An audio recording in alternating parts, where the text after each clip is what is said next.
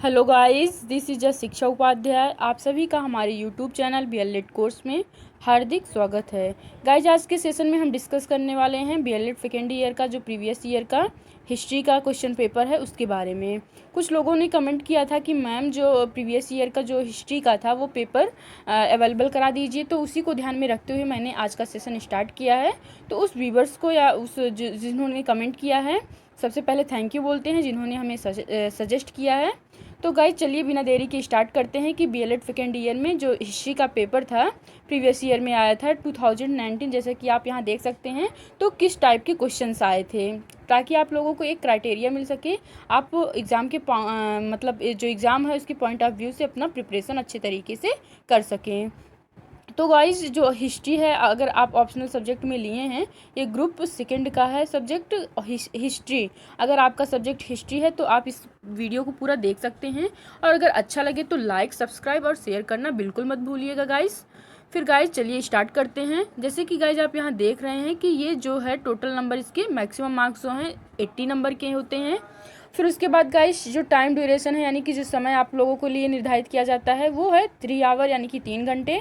3 घंटे में आप लोगों को ये पूरा पेपर जो है अटेम्प्ट करने रहते हैं गाइज। इसमें जैसे कि 4-4 नंबर के 8 क्वेश्चन रहते हैं, तो 4 गुना में 8 इस तरीके से ये 32 नंबर के हो जाएंगे फर्स्ट क्वेश्चन। फिर उसके बाद unit first, unit second, unit third, unit fourth ऐसे दिया रहता है, जिसमें से हमें 4 क्वेश्चन अटेम्प्ट करने रहते हैं जो कि 12-12 नंबर के होते हैं। तो 12 गुना में 4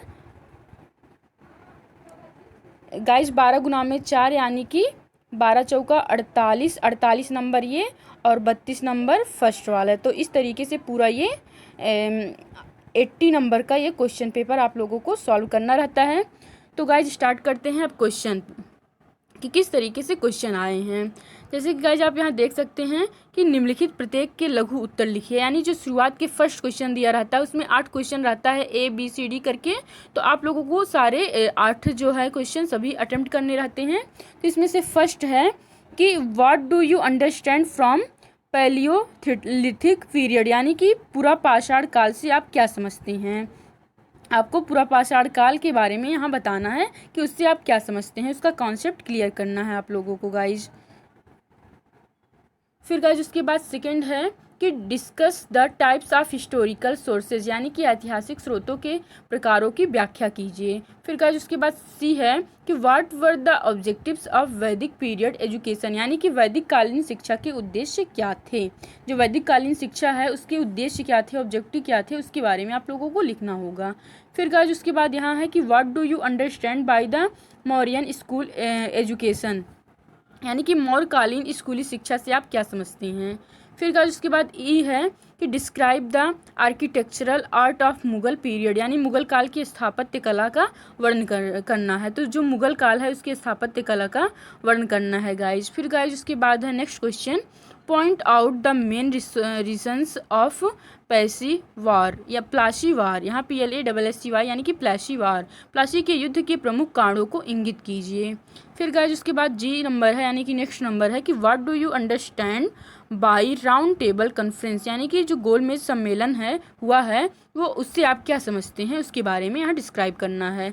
फिर गाइज इसका लास्ट क्वेश्चन है फर्स्ट क्वेश्चन का कि mention 4 social features of Neolithic period, यानी कि नवपाषाण काल की किन्हीं 4 सामाजिक विशेषताओं का वर्णन कीजिए। यानी कि आपको पूरा पाषाण काल, मध्य पाषाण काल और नवपाषाण काल, इन तीनों के बारे में पढ़ना होगा गाइज।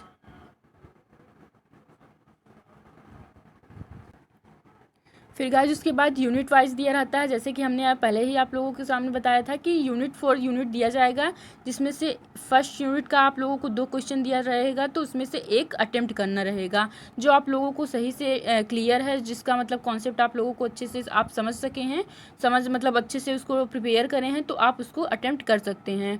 तो गाइज जैसे कि इसमें यूनिट फर्स्ट है तो 2 क्वेश्चन है, तो 2 क्वेश्चन में से आपको जो भी सही लगे, जो भी सूटेबल लगे, जैसे आपकी प्रिपरेशन हो जिस क्वेश्चन पर, वो आप अटेम्प्ट कर सकते हैं। तो चलिए गाइस क्वेश्चन की तरफ चलते हैं।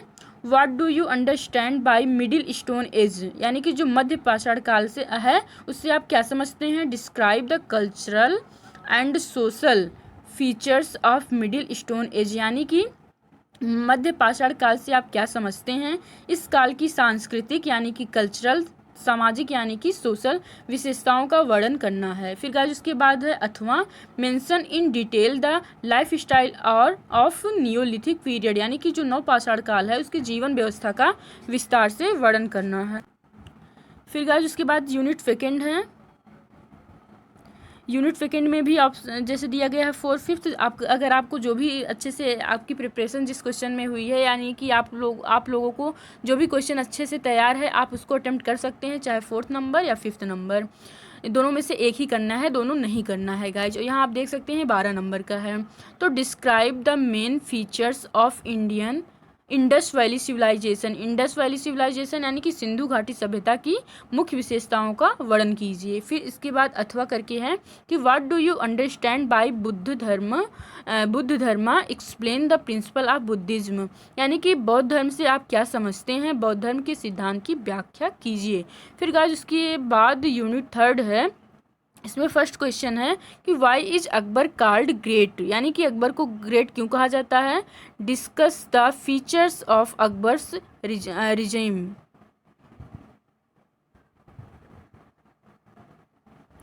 जैसे कि है इसका अकबर महान क्यों कहा जाता है, अकबर के शासनकाल की विशेषताएं बताइए।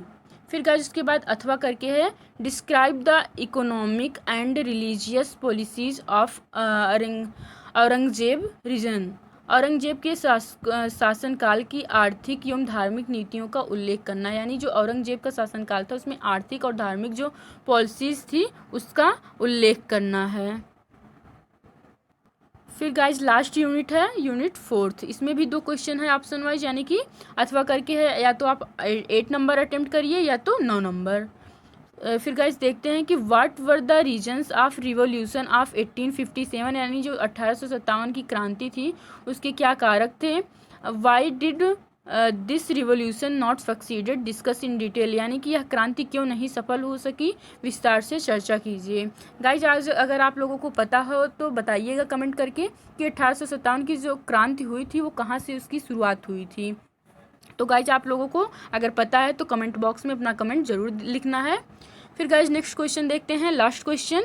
Explain various movement of Mahatma Gandhi for getting freedom of India, यानी कि भारत को आज़ाद कराने में महात्मा गांधी द्वारा चलाए गए विभिन्न आंदोलनों की व्याख्या कीजिए, यानी कि भारत को फ्रीडम दिलाने के लिए महात्मा गांधी ने जितने भी मूवमेंट चलाए थे उन सभी मूवमेंट के बारे में आप लोगों को एक्सप्लेनेशन देना है। तो गाइज़ यहाँ इस तरीके से ये क्वेश्चन हिस्ट्री का आता है। गाइज़ मैं ये नहीं बोल रही हूँ कि यही पेपर आएगा, लेकिन इसी तरीके से आप लोगों को जैसे कि वो मिल जाएगा, क्राइटेरिया मतलब निर्धारित हो जाती है कि इस टाइप के क्वेश्चन आते हैं, ताकि आप लोगों का जो प्रिपरेशन है अच्छे से हो सके। तो गाइज़ अगर आप लोगों को आज का सेशन पसंद आया हो तो लाइक कीजिए, सब्सक्राइब कीजिए और अपने दोस्तों के साथ शेयर कर दीजिए, ताकि आपके जो फ्रेंड सर्किल हैं उसमें भी लोगों को इससे बेनिफिट मिल सके और वो भी अपने एग्ज़ाम की प्रिपरेशन अच्छे से कर सके। तो गाइज़ आज के लिए बस इतना ही, मिलते हैं नेक्स्ट वीडियो के साथ। Thank you guys, thanks for watching.